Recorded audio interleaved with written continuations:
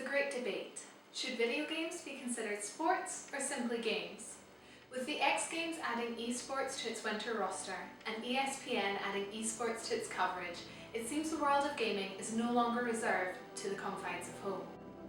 But with any rise, there are bound to be critics, with the ESPN president and athletes alike proclaiming that esports do not belong in the same category as the more physical pursuits. It's hard to define exactly what esports are.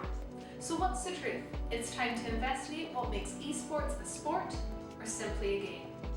Michael Wagner from Crowns University defined esports as an area of sport activities in which people develop and train mental or physical abilities in the use of information and communication technologies.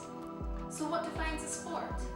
Oxford Dictionaries defines sports as an activity involving physical exertion and skill in which an individual or team competes against another or others for entertainment. It seems the physical exertion part is confusing people. From the outside, a professional gamer looks comfortable. Sat in a padded leather seat, huddled over computers, it doesn't strike one as the peak of physical condition. But a look closer reveals a lot of what makes someone a good athlete is present in what makes someone good at esports. According to Kjell Johansson and Jesper Thymorg of Malmö University in Sweden, in comparison with sports like soccer, handball and hockey, it might be considered less physically demanding. In relation to bowling, shooting or pool on the other hand, esports are probably equally calorie burning. Esports, although intellectually demanding, also rely on physical skills.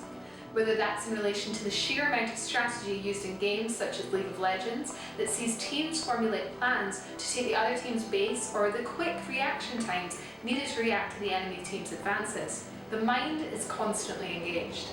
On the other side, esports doesn't require the same level of physical exertion as that of traditional sports. This, along with the fact players can modify computing systems, throws the debate into a rather ambiguous territory.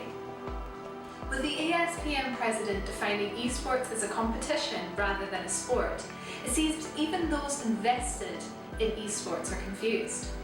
Academics like Stephen Connor believe physical involvement and fatigue over all other qualities are what makes something a sport, maintaining that chess and virtual games participate in neither. But what about darts or bowls? Could one argue that because these sports aren't physically straining, they therefore can't be considered sports? Well, it seems the decision is yet to be made. Progress is happening. From the US granting visas to pro gamers under the identifier of professional athletes, or the hordes of fans flooding stadiums around the world to watch tournaments, the esports category continues to blossom. Michael Wagner from Crowns University believes the growth of esports as sports is bound to happen, and simply a matter of generational acceptance. He believes that esports are rooted deeply in digital youth culture. Children who are already very competent in the use of information and communication technology further train their skills through playing competitive games, whereas the majority of adults have not yet even taken notice of these developments. So what do you think? Are esports the sport of the future?